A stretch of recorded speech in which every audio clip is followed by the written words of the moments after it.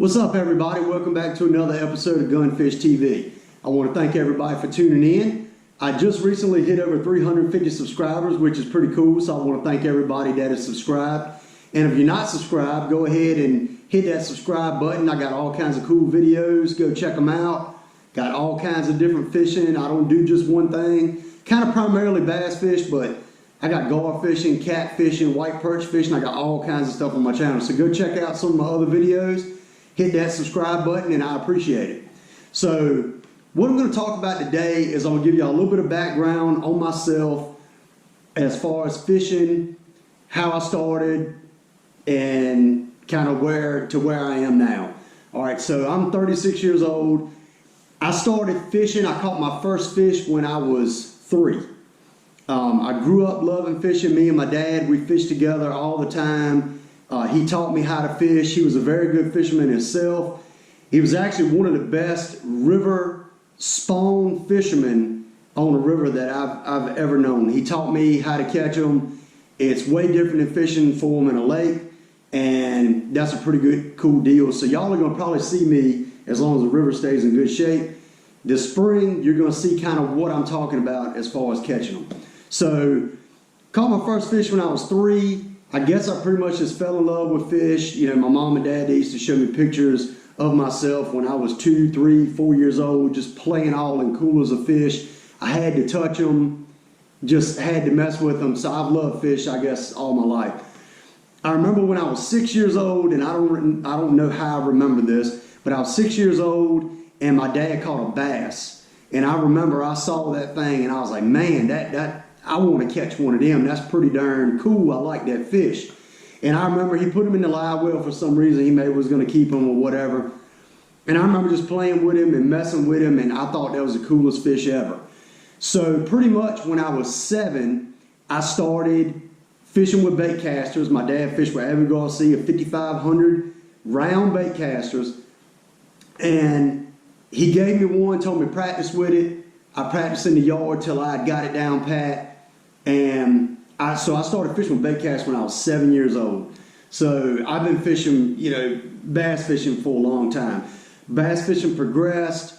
I fished my first tournament when I was 10 years old. I was fishing against my dad in the same boat. And my dad either won or he got second place. I can't remember, but I remember he caught the first bass. It was over 3 pounds on a devil's horse, which was his favorite lure, top water lure.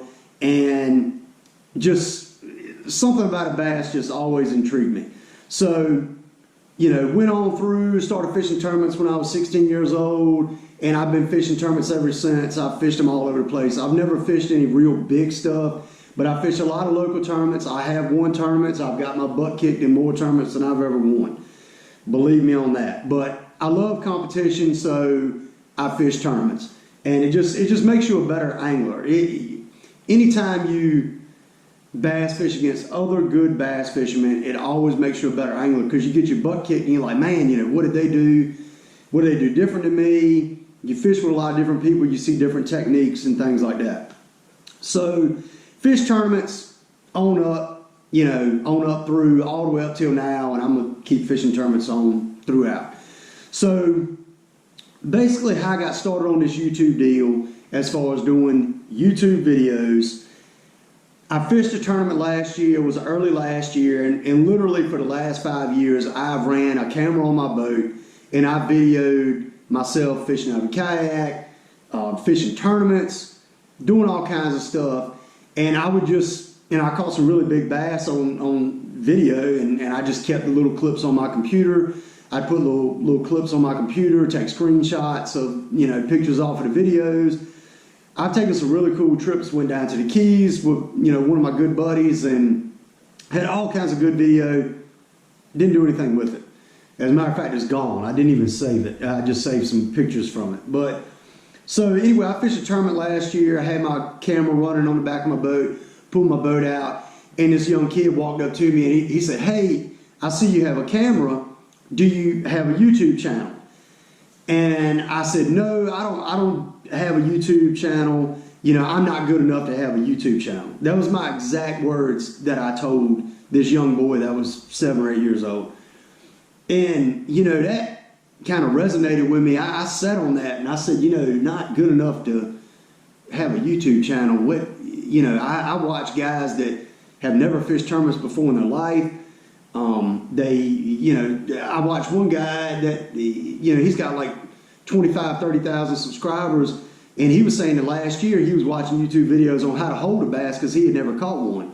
And I was sitting there thinking, I have, you know, well over 30 years of bass fishing experience.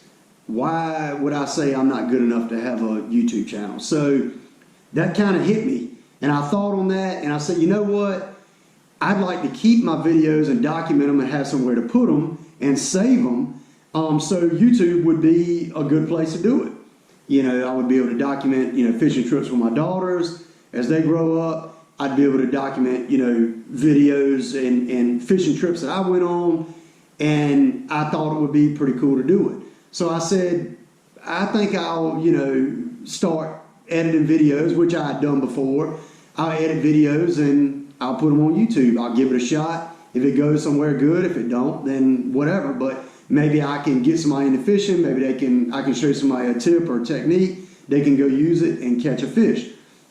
So, and you know, like I said, I hardly have any subscribers, but I've had a couple of people come up to me and say, "Hey, I watch your videos or whatever." You know, so that's pretty cool too. But so that's how I started doing YouTube videos and started putting videos on YouTube. You know, I've watched a lot of people on YouTube and a lot of guys fishing on YouTube. A lot of the stuff you see on YouTube is kind of far-fetched, just a lot of playing around, kind of gimmicky stuff.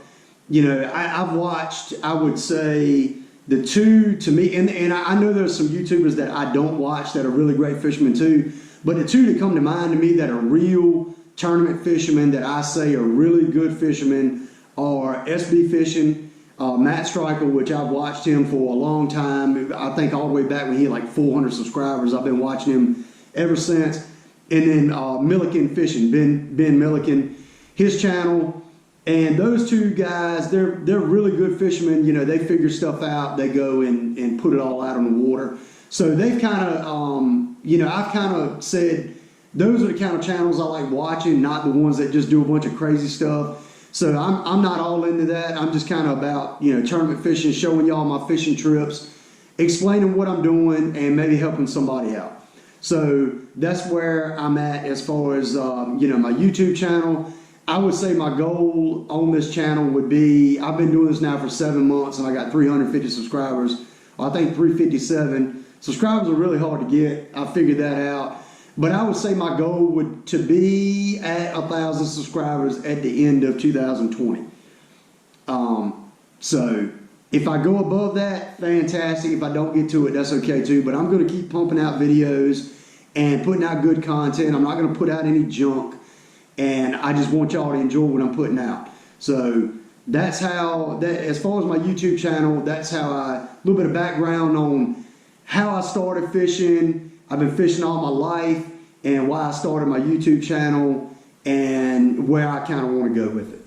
All right, so got that done. So as far as that goes, a little bit of something that's going to help me out with my YouTube channel.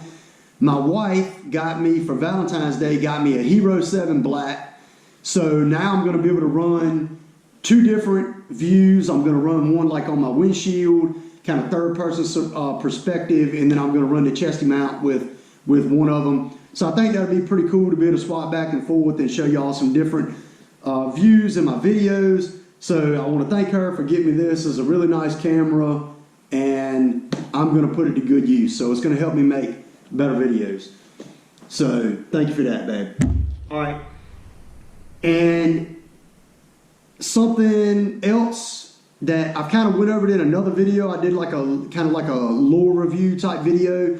So I have got two new jerkbaits in the last week that I want to go over, and I kind of want to shout them out a little bit because they have some really good looking jerkbaits. And one of them the guy sent to me for free, and I didn't bring the business card he wrote, but I'll tell you what it said. But I'm going to start off with this one. This is, and I'm going to bring it up close to the camera. This is a 110 blank. it's a replica blank and or KO knockoff, and this is a 110 plus 1 blank. And this guy custom painted this one for me. If you'll see in my videos while I was fishing with that Strike King jerkbait, the one from my tournament video, which I'll link that if you haven't seen it. But I caught it on this colored jerkbait. That purple back with the chartreuse belly. The chartreuse belly on the other one was a little bit brighter, and I told him I wanted him to lighten it up for me a little bit. But really good looking jerkbait. He put a really good, my phone's ringing. He put a really good paint job on it. So I'm happy with his jerkbait. And his Instagram page is Codebringers Custom Lures, and that's spelled KOBRINGERS Custom Lures. So look him up on Instagram. It's a really nice jerkbait that he got to me. And then this one is by bigbassbaits.net. If y'all can see that right there, bigbassbaits.net. And he sent me this jerkbait. This is a really good looking, this is a knockoff 110. This has the regular lip on it, so this is the regular version. But this is a really good kind of blue heron type color, clear throughout the body, nice paint job on it, good hooks, and good split rings. So this is a really nice jerkbait as well that's going to catch me some fish. And like I said, bigbassbaits.net. And he sent me a business card in the one that he sent me, and on the back of it, it said, here's your new secret weapon. And it said, be sure when you get a chance to take a kid fishing. So I thought that was pretty cool. Like I said, the website is bigbassbaits.net, and they have some really cool looking stuff. And as far as the Codebringers Custom Lures, that he also does some awesome paint jobs on crankbaits and different crankbaits and all, rattle trap style baits, like 1.5s, really good looking stuff. So check him out on his Instagram page, and also bigbassbaits.net. All right, so that's pretty much what I wanted to go over on this video. Like I said, my background, where I want to go with my channel. I wanted to go over and show y'all my new GoPro, and also these 2 new jerkbaits that I got that I'm very happy with. So, like I said, if you're not subscribed, go ahead and subscribe. Check out, I got like 50 plus other videos. I've been doing this for 7 months.